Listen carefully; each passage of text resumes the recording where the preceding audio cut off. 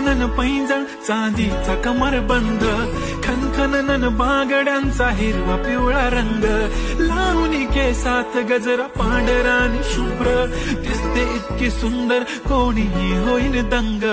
काळी बिंदी काळी कुर्ती घालून आली ती, बोलली अहो भेटाना नदीच्या काठीशी, हले हले आली ती माझ्या पाठीशी, बोलली अहो भेटाना नदीच्या काठीशी.